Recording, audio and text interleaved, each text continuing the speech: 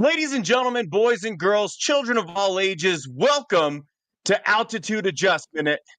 Hold on a second. Oh, shit. We're now being joined by 1 hour from now, Mario Vitanzi. Oh, shit. Can you see me? Can you hear me? What the fuck is going on? It's me, Mario, from literally 1 hour from right now. And I just wanted to come back and let you sexy men know that you just had one of the greatest shows ever. Literally no other Broncos podcast can come close to topping what we boys just did. It seems like you could have done something more productive with the ability to time travel, especially considering the fact that all of our shows are like that. But thanks. I just talked to 2 weeks from now, Mario, and he said you, Pat, are even sexier in the future than you are in the present. Nah, stop.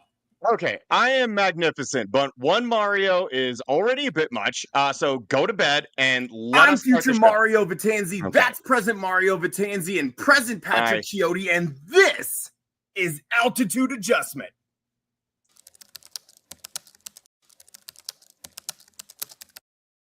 Hey, feel I'm in the mood for a switch up. I hit the function, hit the rose till I hiccup. I hit the stage and leave with money that's a stick up.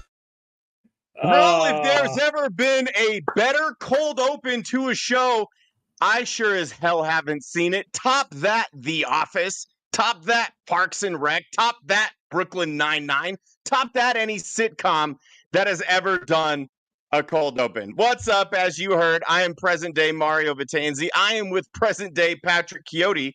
And Pat, people might think that there's not a lot to talk about because training camp just started. Nothing too terribly newsworthy or noteworthy, aside, of course, from the Courtland Sutton extension, and we can get into that. But I thought we'd play, well deserved. If you don't like that contract, you got to learn ball.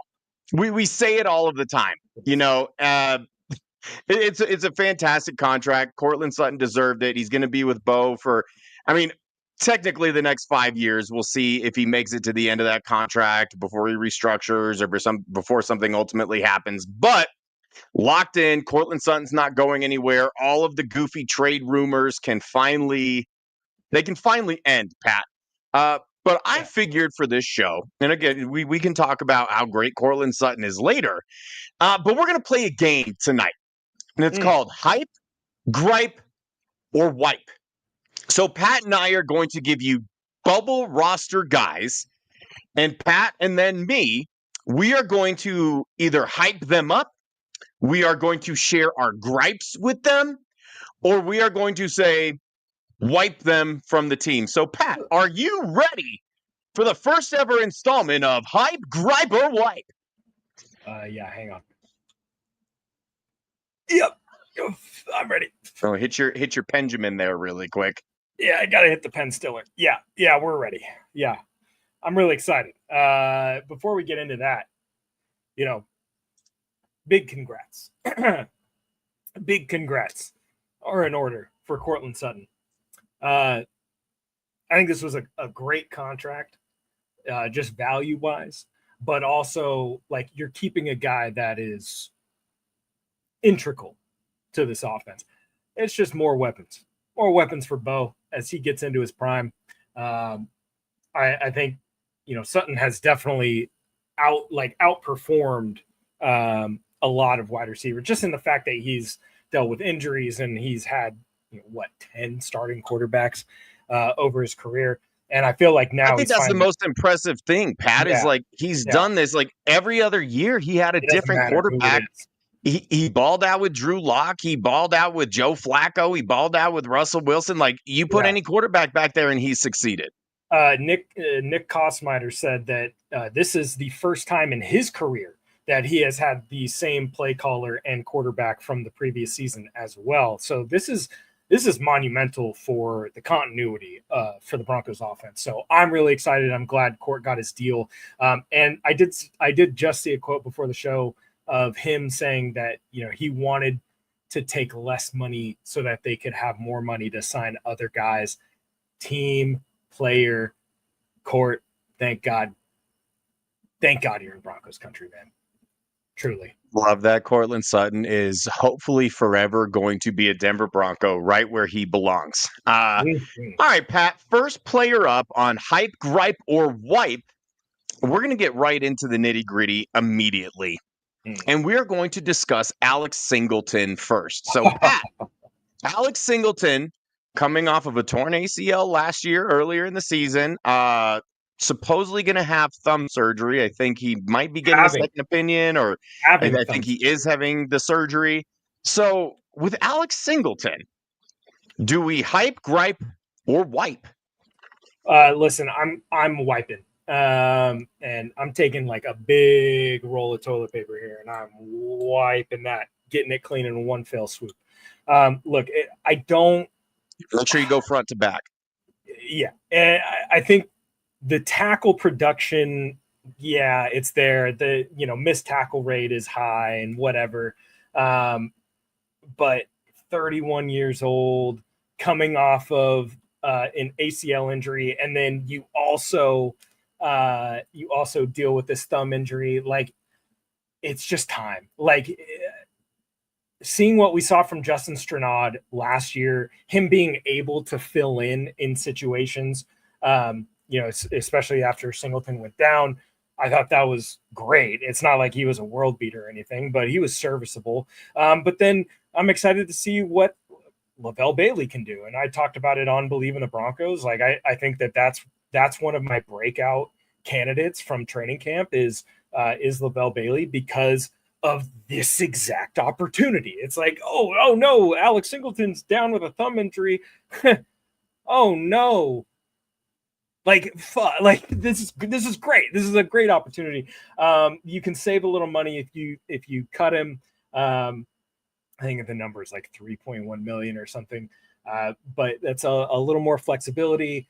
And then they also have like some other UDFAs that they brought in already. They have some other free agents that they brought in today. Luka Evans posted a tweet about that. So I'm fine. Like, I'm fine with seeing what these guys have. And like, there's going to be other players from, training camp or preseason that are going to get cut that could be viable candidates. But like, this was the concern going into the season, the inside linebacker position.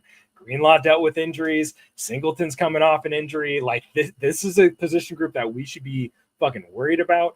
And it's already starting. Drew Sanders is fucking down. Like, oh no, who would have thought? Like, it's just all bad. So with Mr. Singleton, nothing personal, but I'm going to wipe.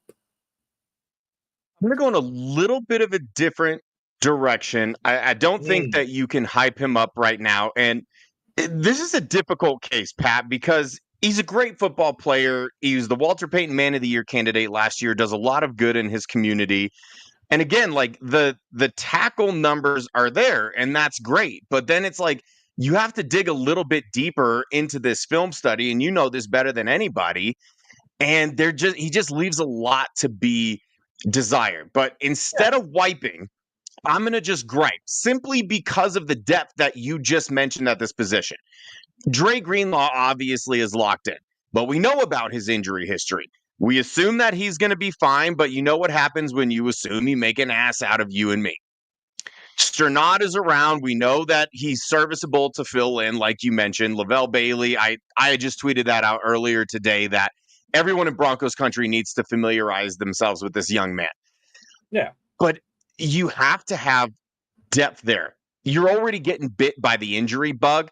And so even if Alex Singleton goes back to like being a key special teams contributor like he was in Philadelphia, like, that's really where he cut his teeth in Philadelphia, was on special teams. But you have to have him in the room. It's like, what if somebody goes down? Like, I'm not saying that Singleton is going to be your week one starter at inside linebacker next to Dre Greenlaw.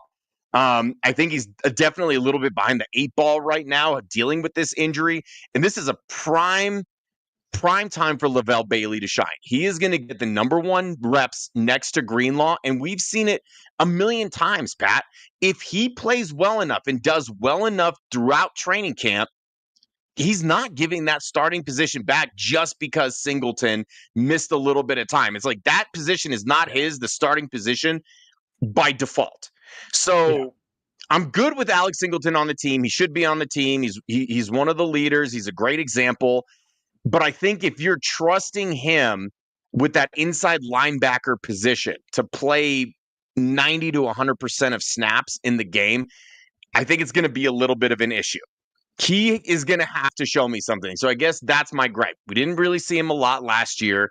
Again, at his age, coming off of that ACL, his lateral movement already wasn't the best, like wasn't elite. No. And what have we seen in the NFL, Pat? You see these hyper athletic, smaller but thicker linebackers that can go coast to coast, cover sideline to sideline, can hold up in pass pro, can blitz the quarterback if they need to. I'm just going to have to see a little bit more. Cody Daly says, may I say, Joe Vitt, you're probably a great person and coach, but we have to let you go. We have to cut all ties to Adam Gase. Okay. Yep. Adam Gase is a bit of a lunatic, so I guess that's nice to point out. Why is he around up? Why get him away from my quarterback? God damn it! Get him away from my quarterback. Please. Next up on this list, Pat, someone that you and I are a really, really big fan of, and that's PJ Locke. PJ Locke, is it hype, gripe, or wipe? It's tough. So I'm not going to go wipe, but I am going to go gripe. Obviously, things happened last year that were out of his control. Right, he is dealing with this back injury, but he played through it. And you know what? Kudos to that. Like I'm always going to show respect. Like even for a guy like Alex Singleton, playing with the torn ACL, that is crazy to wipe Alex. Not crazy at all.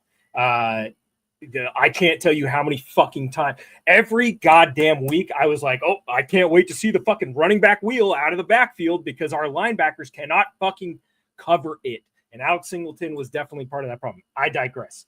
Why we lost to the Seahawks. For PJ to battle through what he was going through last year, I feel for that. You got lit up, my boy. You put the pads on, you put the helmet on, you went out there, and you got lit up. Okay, you had the surgery. Allegedly, grew an inch. I don't know how that works, but allegedly grew an inch. If he comes back and he plays even at a similar level, that's real. If he comes back at even like a similar level to what he was playing with before, fine. I have no gripes. We can move him into the hype. But for right now, my gripe is just be healthy, put the fucking work in, put your head down, and earn your spot, because it's going to be a tough competition. I don't know what they're going to do with guys like JL Skinner. They've got some more young safeties that they're probably going to put in a similar position. But when he was healthy, he was such a fun player to watch. He's just all over the field, real rangy, allowed them to play some really neat coverages. So for now, I'm going to gripe, but maybe we can move him into the hype bucket. And that's honestly what I'm going to do. I'm going to hype PJ Locke right now.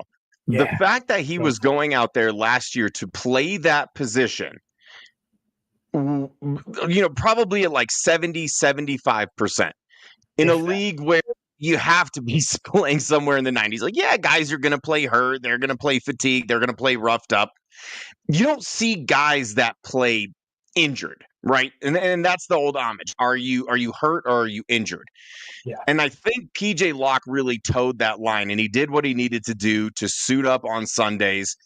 And I think anybody watching, especially people like us who are huge PJ Locke fans, and we've loved his development, a guy that was a slot corner at Texas and then transitioned to safety. So that he can cover in that safety position. And watching him, you knew something was wrong. You knew something was up, because this wasn't the PJ Locke that we had seen developed, go from a bubble spot guy, bottom of the 53 practice squad candidate, to a starting safety in this league. And if he was able to go out and have the production that he did with this insane injury to the point where, he's now invincible with a spinal fusion, and that's what he had. And apparently the surgeon that did the surgery said it was the first time he's ever done it on an NFL athlete. And I think that speaks volumes because, again, PJ Locke was out there playing. Now, they signed Hufanga. Brandon Jones had a fantastic year last year. I think nothing against Brandon Jones, who's phenomenal, but I think a lot of that can also be contributed to the fact that it was a Vance Joseph defense, and he puts the safeties in a lot of opportune places. Justin Simmons told me as much. He said he loved playing in the VJ defense because it gave him a lot of opportunities, but you still had to capitalize on it, and that's exactly what Brandon Jones did. Now, you have these two guys. Is Jahdae Barron maybe going to play a little bit of safety? I think he's going to be that Swiss Army knife and be all over. So PJ Locke is really going to have to ball out. Now, maybe he cuts his teeth again on special teams, but the better that you play, I'm gonna put my foot down there. No more special. Fine. No special teams for PJ Locke. Okay, no more special. My boy deserves better. But if we're assuming that he's going to be back at 100% and back to his normal self, and he's feeling faster and more agile, because that was really like the biggest issue that we saw with PJ last year was like his burst and his lateral quickness. We've seen him with insane burst and insane lateral quickness. So if he gets that back, he's absolutely going to push for play time at that safety position. So PJ Locke is getting all aboard my hype train.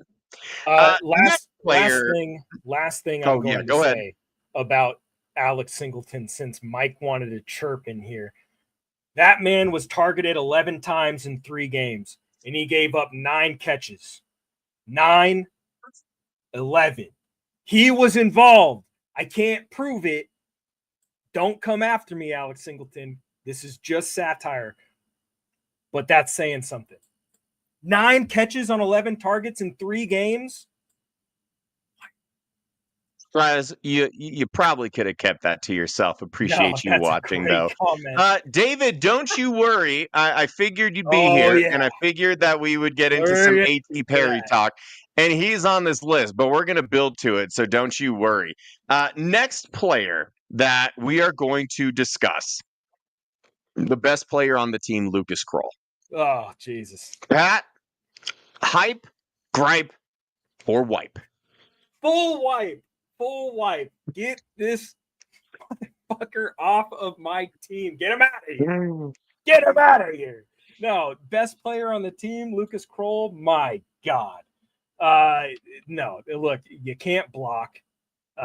You're a below average receiver. Like, yeah, you've got some speed, you've got some size, but if you're going to let Caleb Lohner come in here and fucking thump his way up the depth chart, then you deserve to be fucking wiped off the face of the earth. All right. Look, the tight end room stinks, and the fact that it stinks the way that it does, and I'm still saying to wipe this guy, should tell you how awful, how terrible. When I see Lucas Krull pop up on the All-22, it makes me want to commit war crimes. All right. Look, I think that if Sean has this idea that Caleb Lohner is going to be his Jimmy Graham project, then he's making the team. Like, Sean's already made up his mind. So then that leaves you with Troutman. He's not going anywhere. Sorry, folks. Ingram, I guess we can count him.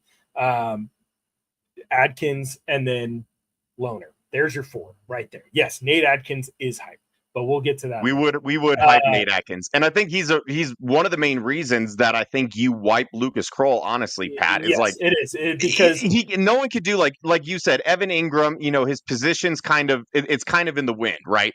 Evan Ingram as a blocker? He's going to be more of a big slot. Is he going to be in line? Not very often. Nate Adkins gives you a little bit of versatility. Like you said, Troutman is here. Maybe, how many tight ends do you even keep? Are you keeping more than 3 tight ends? 4. If you keep 4, then I guess you have to decide if Lohner is making the 53 or if he's going to be on the practice squad, and it's going to come down to him and Lucas Krull. Mario, he is making the 53. Sean Payton is going to force that man to play special teams because he's so fucking large. Just put him in the middle on PAT. Just let him block field goals and just say, just jump as high as you can, right? Have him get downfield on he's going to be in on punt return, punt, kickoff, like he's going to be on special teams. And then he's going to be used in I'm sure he'll be used in the red zone. But there's no chance that he's not making the 53. Sean, and I'm not saying that as like me, like, oh, I want Caleb Lohner. No, this is me seeing what Sean. You're looking at it from Sean Payton's perspective. Yes. And I'm like, yeah, like Lucas Krull, see ya, buddy. Like, get the fuck out of here. Go try and play for the New York Giants, I guess. Lohner is white. LeBron James. James. I think for Krull specifically, like, you have some fun traits, and that's great. You do have, like, he had speed, but just awful blocker. Even in a fucking offset, like, just not doing it for me. So yeah, full wipe, get him out of here. Next one I think is going to be really, really interesting, as Mike suggests that we get a loner boner. I routinely get loner boners. Traveling a lot by myself. Wait, what are we talking about? Never mind. Anyway, next player on the list, Jaquan McMillian. We know that the Broncos drafted Jahdae Barron.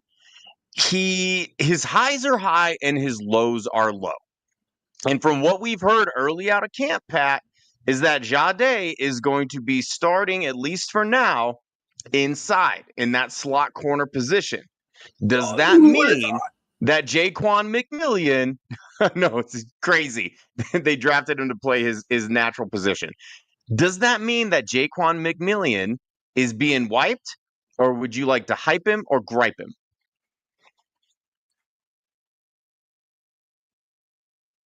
Look,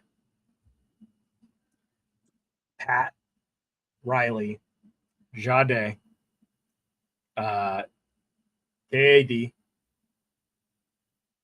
Who's the fifth guy? Who's the fifth guy that you keep? Because right now, me personally, it's between Mathis and McMillian and whatever fucking UDFA they're putting him up against. What's Mathis's rap name again? It's Little Something. Should be. I'm not even going to say it. See, I think the Broncos have had enough DBs who have used football as a jumping off point for their rap career, because it's happened twice already, which doesn't seem like a lot, but it's kind of weird that it's already happened twice, and now we're in the midst of it again. So here's my gripe. Here's the big gripe with Jaquan McMillian. Lil Toast. If you're not, that's for sure. That's a good one. Fuck, I should have said that. It's genius. My gripe is you're not going to play special teams. Like, if Jahdae is taking your snaps, and then we get to see more of KAD, that's what I want to see more of. Not a legit starter. Like, he's fun. He was really fun, and he got targeted a lot.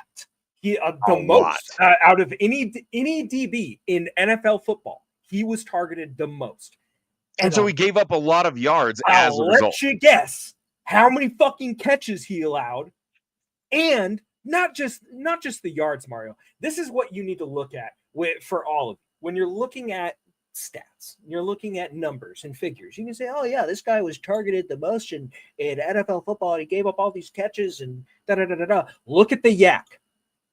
Look at the yak. You look at the yak and you tell me who gave up the most yak yards in the DB room for the Denver Broncos. Look it up. It was him. And what does that say to me? Honestly, it might have been Levi Wallace just from that one game. All right. Relax. What does that say to me when I go and look at the film? Look at Jaquan McMillian's body language after the catch. Now, this is a good point. The legendary Ryan Edwards, the greatest thing, literally the best thing going in Denver sports media, chimes in. McMillian is too cheap and great insurance if Barron struggles. Yes. That said, watching him get cooked by Sherfield during one-on-ones today wasn't encouraging. Ryan, thank you so much for watching. This is a fantastic point. And this is Ryan, you are the best.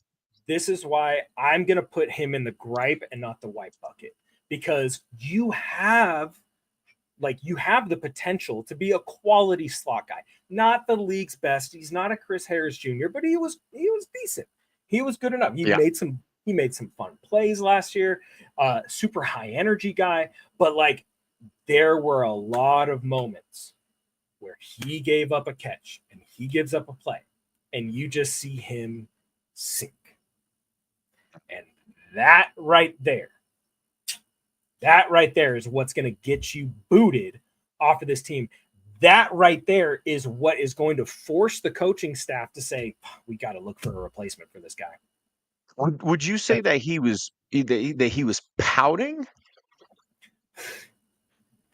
I wouldn't say he was. There's another guy, Patrick, who, according to Philip Lindsay, a former running back Broncos that knows legend. exactly Broncos legend, who knows exactly what it takes to fight from the literal bottom of the depth chart to the literal top. And I know there's some discourse around it and people don't know what to make of it. But honestly, if Philip Lindsay is talking about the running back position and what you need to do and what you need to show, that man has been there, done that. Started from the bottom, now we hear. So when Philip Lindsay talks about the running back position, you listen. So the next guy on this list that we're going to discuss, Patrick, is Audric Estimé. Now, maybe his attitude and his behavior can be attributed to the fact that he's just turned 21 years old. He's a really young guy. And I think for a lot of fans, that has to come into play. You know, you see these players, they're up on a pedestal, you watch them on TV every week. I think you lose sight of like the human aspect of football. That being said, you are still a professional on a team that has extreme expectations to, at the very least, make the playoffs again, to at the very least win another playoff game, challenge for the AFC West, perhaps play in the AFC Championship game. This is a very, very serious team now. Yep. You cannot act this way. If that is the case, and Ryan, of course, is tight-lipped. He's not going to tell us if it's true or false. So I guess you can take from this what you will. I respect it. So, Patrick, given all of that, Audric Estimé, hype, gripe, or wipe? Look, before I heard all of this, and again, question your sources always. Ryan's not going to say anything. I've heard different from other people. So it's conflicting reports. Yes, he was probably the worst starting quarterback we ever had. But yeah, I think where is it? Someone said, technically Kendall Hinton started that game. So technically Phil took the first snap under center. And I think Markey is right. I think Paxton was still worse. Yes, Paxton was still somehow worse. Look, before I heard all of this, I would have said me personally, was kind of on the hype train. I was kind of on the hype train for year 2 of Audric Estimé. This guy is fucking solid. He's a big dude, tough runner, short yardage guy. I like it. If Sean's gonna sprinkle in some gap stuff, hey, perfect. He's the perfect back for it. But then I heard this. And where there's smoke, tends to be a 5. Audric, it's time to grow up, son. You've got a fucking chance to be a professional on a playoff / Super Bowl caliber team. You're working with a head coach that has worked with great running back groups in the past. Okay, stop this. This is going to bring up some shit from last year. I made this argument last year. And Pat was you furious. legit did, and I was so mad. I said, just gain 40 pounds and put him in fullback. He actually did the bit. No. Get your head out of your ass, because you are going to let Blake Watson pass you. You're going to let Tyler Bidet in some outside zone run schemes. Sign me the fuck up. All right. Tyler Bidet had the longest rush from a Broncos running back last season and played, I think it was technically 2 or 3 games, right? Yeah. So very as RB 3/4 still had the longest run. So take from that what you will. Here's the thing. Estimé will play special teams. Okay. He will do that. But that is the thing. This preseason, Audric, you have to get better as a professional. Okay. I love his game. I really, really do. I think he's the perfect Mike Anderson type of running back. Just big motherfucker that you can run between the tackles. Okay. When you're trying to change things up, you want to run a little more gap. You go in between the tackles, get powers and minors moving a little bit. That's a perfect type of player. Andy chimes in. I need your attitude to be better, and I need you to be focused up. That's my gripe. He's very close to being a wipe, but that's my gripe. Andy said he would wipe Estimé. Been hearing good things about Jaleel in camp, and that seemed to be a positional battle, especially if the moping rumors are true. I really doubt Sean Payton gets behind that. And you're absolutely right. Sean Payton's not standing for that shit. Here's the thing. You if what Phil said is even remotely true, and he walks into the meeting room and he sees his name 5th on the depth chart, your response choices are, okay, guess I have some work to do. Bet. Or I'm 5th. Coach, why am I 5th? This doesn't make any sense. Oh, it was a 5th round draft pick. Blah, blah, blah. Nobody cares. Because what did Philip Lindsay do, Pat? The source of this, he might have been lower than 5th on the depth chart. They didn't have an actual jersey for him. He had to wear number 2 in training camp because he was so far down the roster. That was not a valid number at the time. He busted his ass. So that's the thing. It's like you might take what Philip Lindsay is saying and think, oh, well, maybe there's some sour grapes there. You pay attention to the station that he's at, and they're infamous for that. And maybe if it was literally anything else. But for a man who climbed over 4 or 5 different people in the depth chart to become the number 1 running back and rush for 1,000 yards his rookie year and go to the Pro Bowl as an undrafted free agent, you listen to what the fuck that dude says. Period. Overworked 4th round draft pick Royce Freeman that year, or 3rd round draft. He beat out a guy who was drafted that year. And there was another there was some dude from Arkansas they took in the 6th or 7th round. There were 2 running backs taken in that draft. Phil was undrafted, started over both of them. Yep. And then they brought in Melvin Gordon, and Phil was still better than him.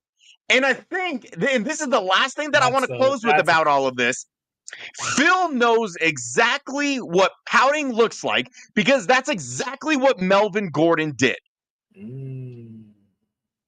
Melvin Gordon pouted and was like, oh, well, I have to compete with carries with Philip Lindsay, and they brought me in, and I thought the job was going to be mine.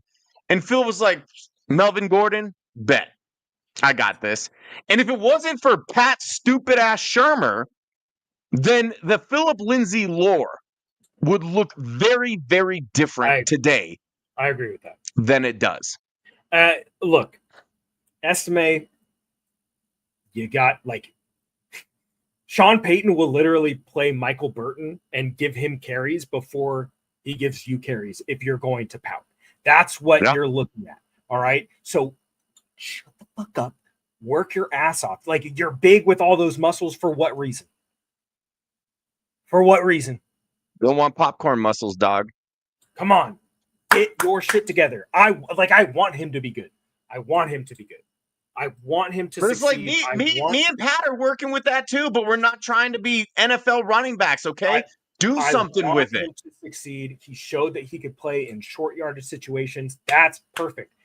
Get that motherfucker running downhill. Thank you, Ryan. Thank you. This is giving me some hope. I'm telling you. All right, let's go to the next guy. Next guy, and I think this is really interesting, and I'll explain why. Eyioma Uwazurike, reinstated, and I guess he's on the team. He's fighting for a position, and this is why this is a really important player to me. What was the big gripe after the Buffalo game? The defensive line wasn't big enough. They didn't have enough meat. They didn't get enough push up front. Buffalo they had 6 offensive linemen, and they just pounded the rock all day. And the biggest gripe against that defense and the defensive front that led the league in sacks, that was absolutely fantastic all season, they got bullied in that playoff game. And so what did we talk about literally on this show, Pat, when we did the draft preview, that this team has to get bigger up front? They didn't. You hope that you extend Zach Allen. You know what you're going to get out of him. That's fantastic. You brought back DJ Jones. Great. He's a much needed guy, especially in the run game. But you don't have that size. Uwazurike is, if I'm not mistaken, the biggest member of that defensive line. He's got the size. He's got the beef. He's got the reach. He was a freak athlete at Iowa State, and it was why he got drafted as high as he did, because he's one of these guys, the production wasn't necessarily there in college, but he was toolsy. He had the build, he had the ability, and they thought that we can shape this guy. Had some issues with gambling. I don't know if we ever learned the extent of it, but, clearly not. He got suspended for the whole year. But now, Pat, he has a very real opportunity to not just make the 53 and not just as a special teamer. And I don't mean to discount special teams, but we're talking about production on the defensive side of the ball. No offense taken. He has a real chance to get very meaningful snaps in this defense if he can grow into his skill set. So, Uwazurike, hype, gripe, or swipe? Ladies and gentlemen, I'm going to need you to literally tone up the hype to 11. I'm very hyped. I think that this guy is exactly what you said, beef, right? 320 plus. Played in 4 games last year. Every single game recorded a stop. Amazing. I want to see him get some more work. Definitely looking forward to hearing more about his performances in training camp. But Sean Payton had some good things to say. I'm really hyped about that because this is exactly what the Broncos need, especially with the whole John Franklin Myers situation going on. But I think that Uwazurike provides them with a good, sizable inside lineman who can eat up those A and B gaps. I think that this guy is perfect for what they're trying to do. He just needs to get back there. I think last season, I remember Sean saying something about him getting back into football shape and stuff like that. So now it's now is his true time. This is season 2 for him. Essentially, he got 165 snaps in his rookie season, and then he got suspended. Now it's your second season, your true second season. and you spent time in the weight room, the training room, around guys like Zach Allen and DJ Jones and Malcolm Roach. I'm really hyped for this guy. I hope that he makes a big impact on the Broncos defense. Yes, I'm going to share your hype, but yes, I'm hyped about Uwazurike. Yeah, Jordan Jackson, another guy to watch. Jordan Jackson looked fantastic in the preseason last year. This is absolutely a camp battle to keep an eye on. I share your hype for Uwazurike because the talent is there, the ability is there. My gripe is going to be kind of what David's saying here. He needs to play more intensely. I 100% agree. It's like, are like we were talking about with Estimé, are you just big for no reason? Are you just like this freak athlete for no reason? Or are you actually going to be able to tap into something primal? Because that's what you have to do in this league. Certainly what you have to do on the defensive line. Pay attention to what a psycho Jonathan Cooper is on the field. You think that dude doesn't go to a dark place every Sunday afternoon? That is what Uwazurike has to learn how to do. He has to learn how to be a professional football player. So that's my gripe. It's like, are you going to take this seriously? Are you going to take it seriously that you have the opportunity to contribute to what a lot of people are hoping can be a championship caliber team? Now, I don't think that they're there yet. I think they're well on their way, but it's guys like Uwazurike who can help push them over that hump to go from great to elite. And I think that's what we're looking for. So I'm hyped about Uwazurike, but it doesn't come without a gripe. Next guy that we're going to talk about, Pat, and I know that the chat has been waiting for this since they saw what the title was. And that is A.T. Perry. Are you ready for our weekly A.T. Perry discourse, Pat? Do you hype, gripe, or wipe A.T. Perry? You're talking about draft crush A.T. Perry. Like, we're talking about the same guy. Dude, I would love to see him on the field, but fuck, dude. I'm going to wipe just because availability is the best ability. I mean, they signed him last year. They didn't bring him, like, he wasn't active at all. People were wanting this guy on. Like, I want to hype him so bad, dude. I want to hype him so bad because, holy shit, he has a really fun skill set. But, like, what is going on? What is the deal? It's a crowded room as is. It's a very crowded room. And, I mean, that's the thing is, I literally logged on to hear that A.T. Perry take. Oh, you're going to hear it, Ryan. Ryan Edwards. It's hype in the chat, but it's wipe for me. I just don't think there's enough room. There's not enough room for my boy Michael Bandy. There's not enough room for my boy Jerwan Pat Newton. loves himself some Michael Bandy. I love me some Michael Bandy choice routes, man. Jerwan Newton is going to be a preseason all-star. Fucking book it right now. But whatever the over is for his receiving yards, fucking hammer that shit. Yeah, no. That was so unnecessary, Mike. Wow. Wow. Give me fucking little Jordan Humphrey back. Give me little Jordan Humphrey back. Give me. Are you ready? Yeah. For my A.T. Perry discourse. Jesus. Go. Oh, shit. Are you ready for the greatest face turn in the history of Denver Broncos podcasts? Give it to me. I'm not gonna wipe a Torian Perry. I'm not going to write legal name. a Torian Perry. Oh no. Mario Nelson Patanzi, sit before you on the 29th day of August in the year of our Lord 2025 at 8:51 Mountain Standard Time PM to hype A.T. Perry to the fucking moon because Andy and Marky and David And all of these motherfuckers who are always in my ear about A.T. Perry have finally worn me down. So you know what? I'm hyping him. And if he doesn't make the team, I will crash the fuck out. And I will blame you people. But I don't have to worry about that because I've been told that A.T. Perry is the savior of this football team. He just needs a chance. No, Cody, I'm not going to bury him. I am hyping him, okay? I've spent the better half of a year trying to bury him, and he will not go away. So you know what? Face turn for Mario Vitanzi. I am now the leader of the A.T. Perry fan club.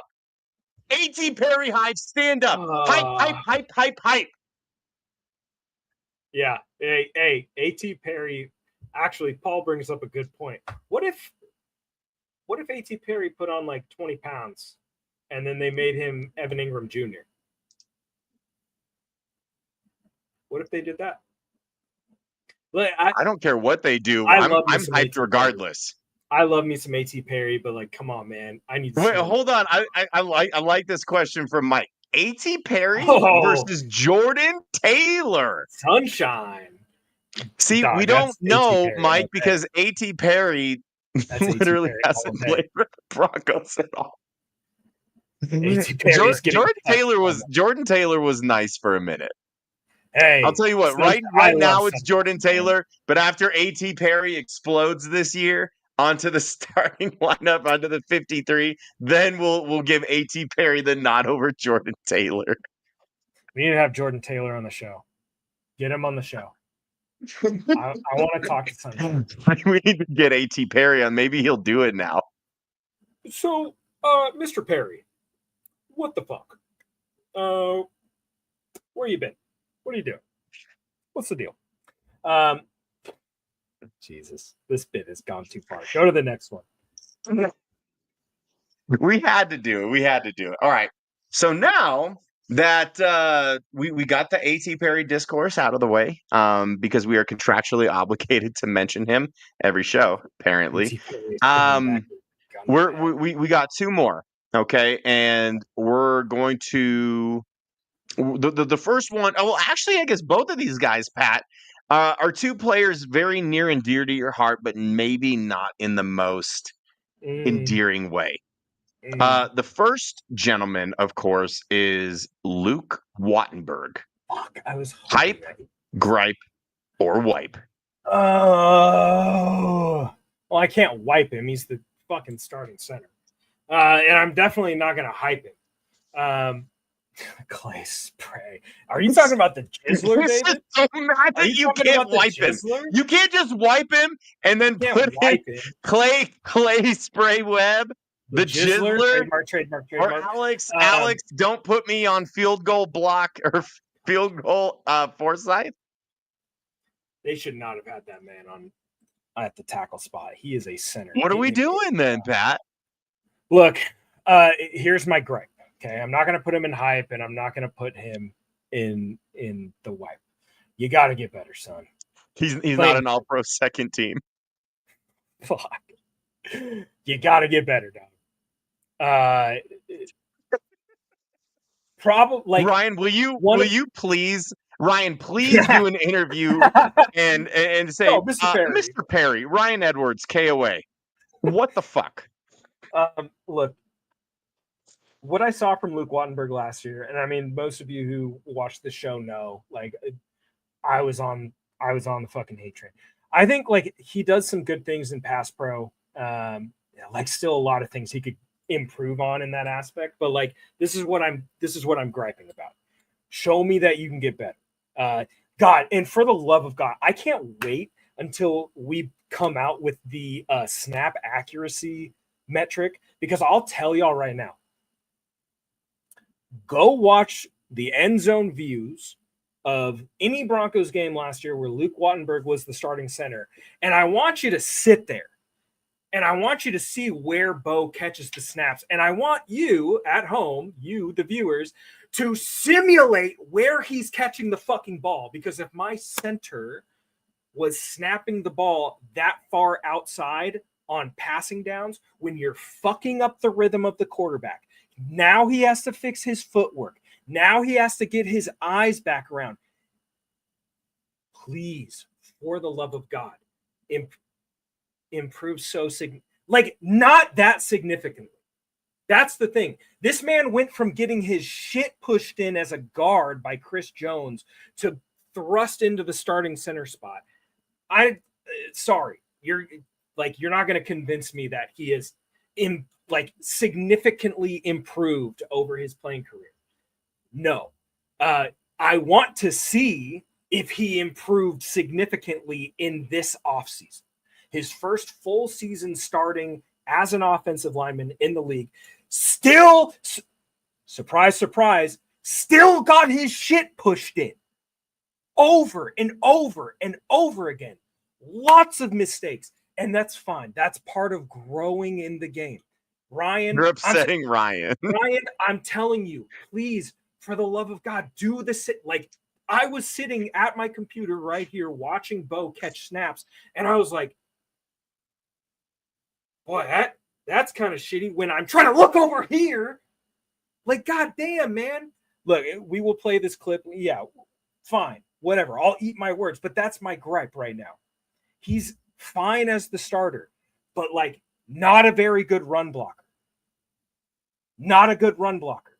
Was lost quite a bit. Over pursued. Please get better. I need Bo needs it.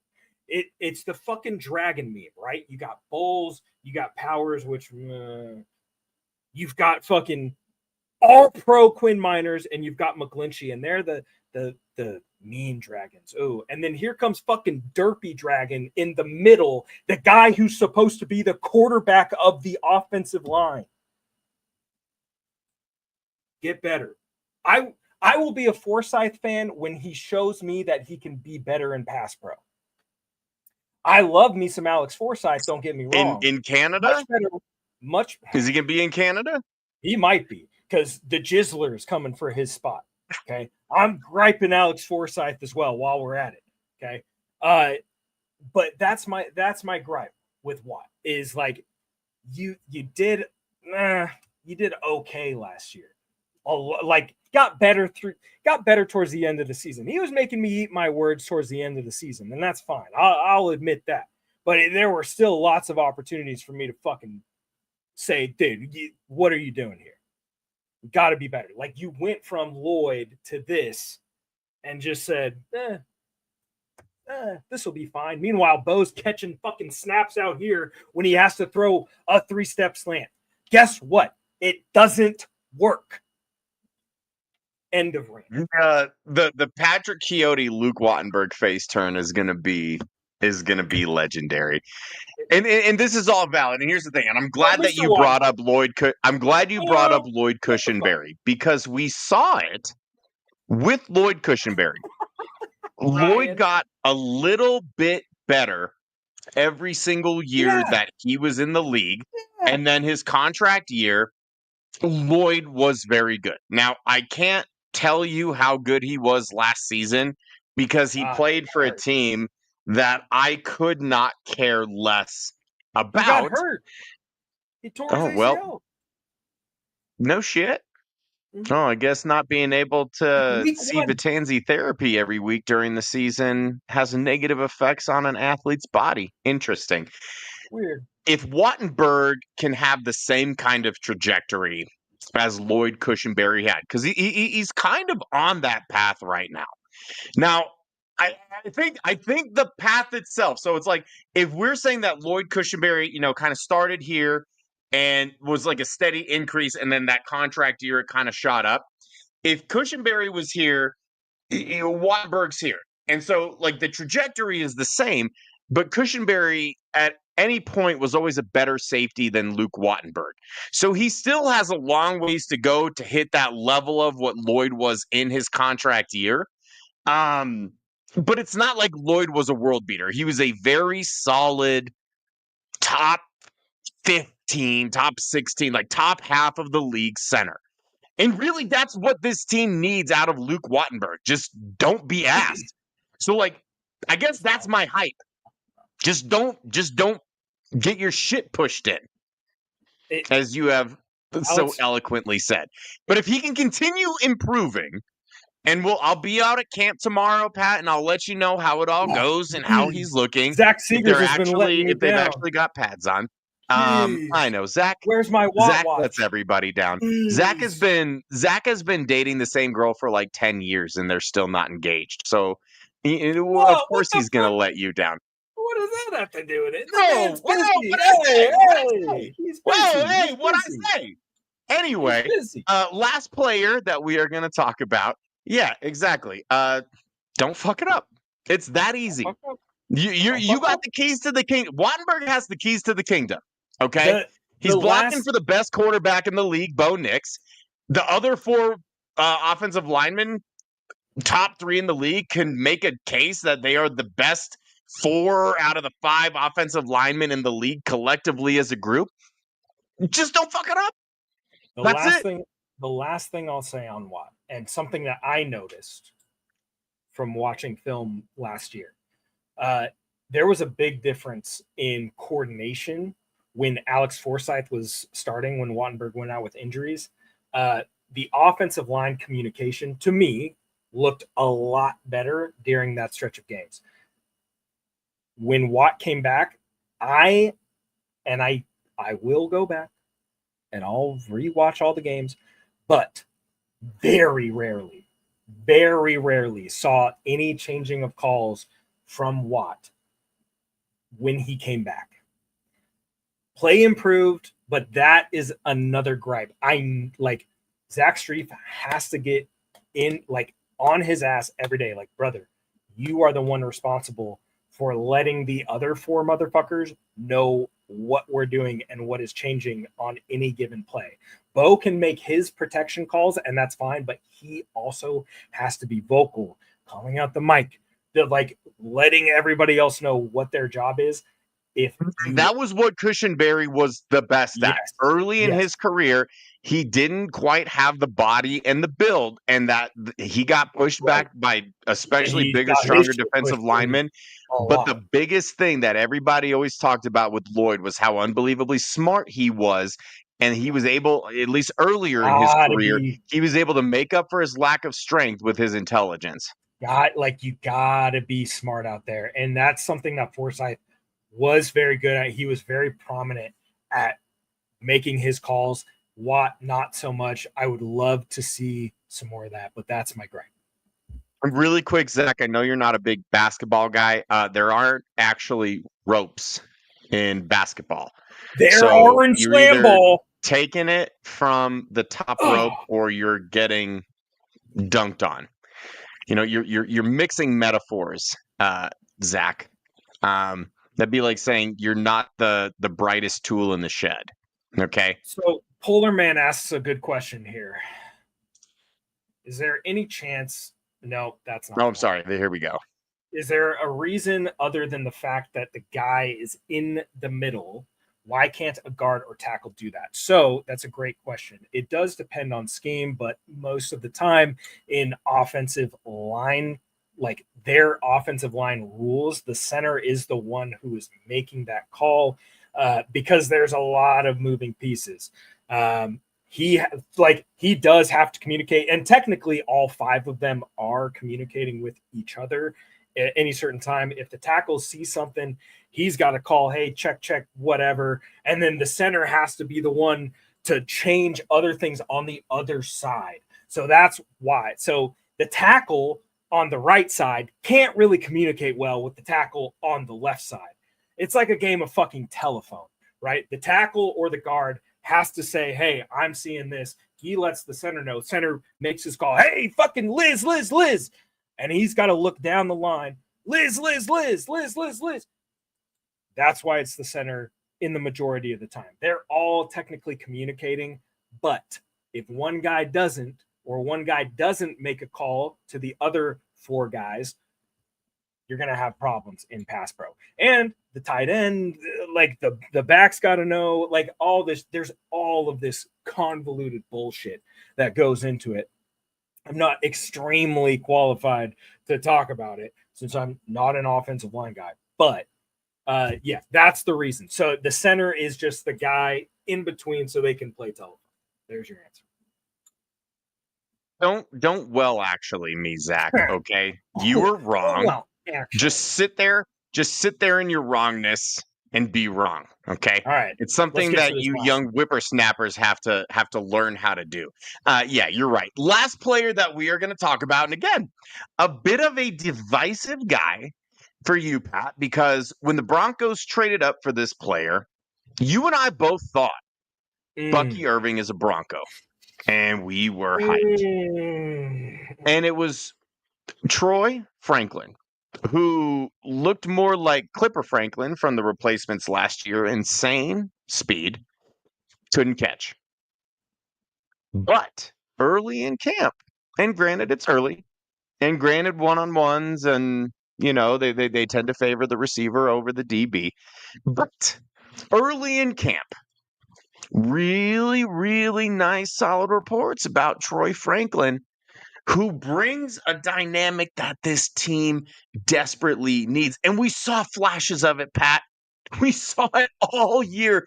They were so close so many times, and they just couldn't link up, despite the fact that they did it 100 times in Oregon. And I know, right? He is a lock.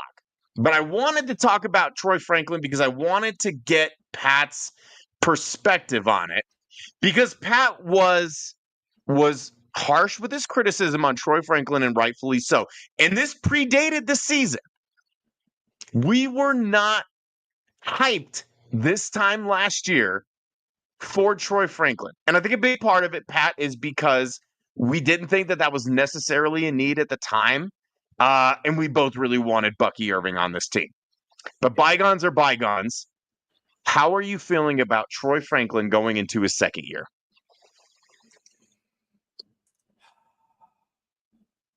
All right, everybody breathe. Everybody breathe. Troy is our Kinston. Troy is our Brandon Cook. Troy is our Ted Ginn Jr. who can actually catch.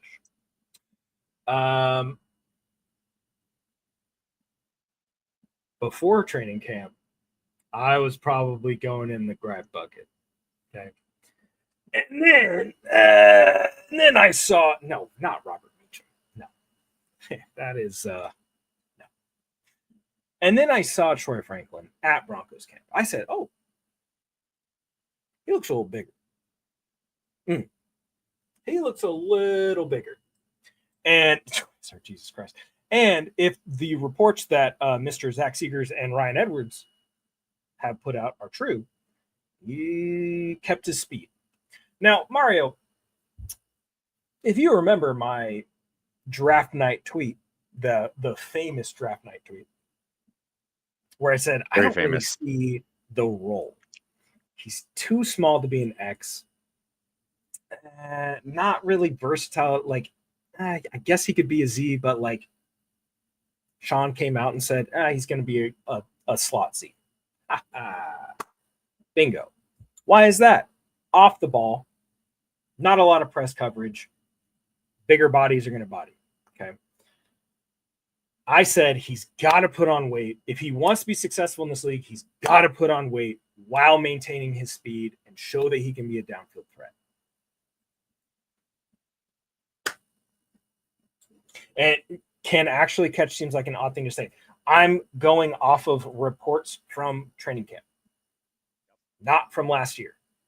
Because last year, I don't recognize that guy. That was not the Troy Franklin that I watched at Oregon for 3 years. Not the same guy. Okay. Who I saw was a rookie who was kind of out of his depths. Couldn't get lined up correctly a lot. What looked kind of a lot. I mentioned this I was on a radio show in Wyoming, and I said, last year, like there were a couple times where you could see him kind of like talking to Court before the snap, like asking him a question, like like a couple times, the Raider game, like dropping a wide, like, brother, you're so open. So open. I was going to say a name, but I digress. If Troy Franklin is bigger, just as fast and is like showing the confidence of being an NFL pro. Sean Payton probably laid into his ass after the Buffalo game. And I mean, we all saw we did it during. We saw it. But I'm talking about after. He probably said, son, if you don't improve on XYZ, you're going to be looking for an apartment in a different city. Like that's the reality, because he went out, he drafted a guy, right? So the room's getting tighter. Where is your role going to be? I think Brandon Cooks. I think Ted Ginn Jr. on the Saints. I think Devery Henderson. Somebody said Devery Henderson in here. But his, like, I can't remember what chart it was, but it was like separation rate among was rookie insane. wide receivers. It was insane. Here's where I want to see Troy Franklin used a little bit more. Okay. Yes, as the downfield guy, we know he can get open. When they used him, I think it was the Atlanta game, they were running a ton of RPO stuff, and Franklin was just wide open on the slants every single time, just breaking ankles left and right. He did that at Oregon. They had him running some weird routes at Oregon, like middle of the field stuff, which I was like, this guy's going to get fucking murdered. But they did it, right? Quick slants are fine. Like, you can just get the ball in his hands. But if you come out as a more complete receiver, I'm getting a little bricked up. Pat Bryant, Courtland Sutton, Troy Franklin, Marvin Mims. Glad Alex understood my reference to replacements. One of the best football movies of all time. Football is like a one-man cold to Troy Franklin. Troy Franklin's the only one catching it. Troy Franklin's the only man coming down with it. And then he gets shoved in the locker by the man who brought us Iron Man. So I think with Troy, I am officially on the Troy Franklin hype train. I will frame that tweet right on my desk with a little sticky note that says, "Hey, you fucking idiot." It's good to see that he took his rookie year on the chin and made the improvements that he needed to do in order to be a better pro. Audric Estimé, take a page out of Troy Franklin's book here. But I want to see him like keep growing. Maybe get him out there on some special team stuff, right? I just like the sky is the limit for a guy like Troy Franklin. He has we knew he was a track star. We knew he had the speed. He had the relationship with Bo. Can you put it all together as a professional? I think that this is going to be, and you can bookmark this, fucking clip it, whatever the fuck you want to do. I think that this wide receiver room is going to be more talented than people will give it credit for, especially guys like Nick Wrong, right? I think it's going to be a way more fun year for the wide receivers, for this offense. Finally, Broncos football is going to be fun to watch again. Let's get explosive. Finally. Let's get some TNT in there. Right? Let's get some TNT in there and just kaboom. I talked to Tim Patrick a couple months ago. It was actually during the Cooper Cup saga.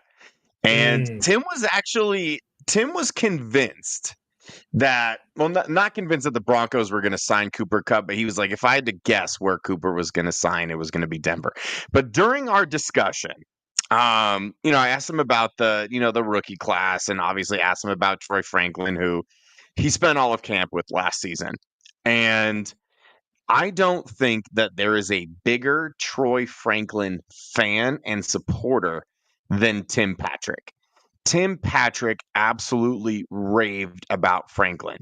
He said that man shows up, outworks everybody, is one of the most coachable young wide receivers he's ever seen. And this is from a guy that's seen every kind of wide receiver come through there over the last few years. He's seen how it's supposed to be done from guys like DT and Courtland Sutton, and he's seen, how guys are not very coachable, like Jerry Jeudy. His words, not mine. And he said of all of these guys, Troy Franklin was one of the most coachable, and this was an incredibly complicated, difficult system to learn, and nobody tried harder to understand it and learn it than Troy Franklin did. And the fact that Tim was such a massive fan of Troy Franklin, despite the struggles last year, like this was all after the season. Tim had seen how his entire rookie year had played out, and he was still a massive Troy Franklin fan and said that he has the capability to be an even better pro football player than Bo Nix. I don't really know what he meant by that, because obviously they play different positions. I don't know if he meant in terms of like personal Luke success. Wattenberg is going to be a better NFL football player than Zach. I know. And I was like, Tim, really? And he's like, I'm just saying that's how good Troy Franklin can be. So that was the first thing that kind of shifted me from thinking, maybe Franklin is the odd man out this upcoming year, to now I'm looking at it as Troy Franklin could very well be like the weapon for us. If all of this hype that's going on in training camp right now, if it actually translates to Sundays during the season on the field, then the hype will all be worth it. But eventually, the learning has to become learned. You have to go from learning everything to you fucking know it like the back of your hand. Will that translate? Again, skill set is there. You talked about the separation already. He's clearly getting separation. He's clearly getting open. Didn't matter. So what are you going to do from here? But I'm still hyped about it because it's all trending in the right direction. I'm super hyped. Pat, let's wrap this shit up. Why don't you go ahead and plug your fantastic show with the incomparable Bree Maestas and where the people can watch that? Yeah. You can find Believe on the Broncos on whatever podcast platform you're listening to podcasts on. You can also find some clips and shows on YouTube. Bree will not be joining me tomorrow, but someone who is joining me tomorrow is Ian Harditz. We're going to talk about some Broncos fantasy stuff. It's going to be a lot of fun. I'm really excited for that conversation. Make sure that you follow Bree and myself on Twitter. I know a lot of you already are, so whatever. Really appreciate everybody in the chat tonight. A lot of fun talking ball. Happy to come back and talk some ball in the middle of coaching and all the other shit we got going on, like, kids and whatever. But yeah, a lot of fun. Go check out the show. Please, please, please. We now have a FanDuel sponsorship, so that's awesome. So drive up the fucking numbers. Please, please. I need to pay for formula for my child, please. Don't gamble your money on sports. It's fun. Unless you're unless you're a player. Unless you're Eyioma Uwazurike, in which case don't do that. Jesus. My name is Mario Vitanzi. That's Patrick Chiotti. Pat will be out next week on assignment, which is just a fancy way of saying that he's going to be on vacation, but it sounds more official. Pat will be back in 2 weeks. I will be here next week with a very special guest. I don't know who it is, but if they're on my show, they are special. Maybe it's unless it's Frankie, in which it's more special ed. Now, if you'll excuse me, I need to go record a video of myself talking about what a fantastic show this was, and go join 1 hour ago Mario and Pat to tell them just how damn good this show was. Mario Vitanzi, Patrick Chiotti, Altitude Adjustment, easily the best Broncos podcast that you ever watch. Bye, everyone. Love you. Goodbye.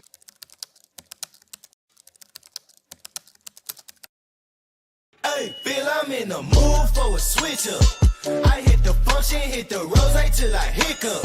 I hit the stage and leave with money that's a sticker.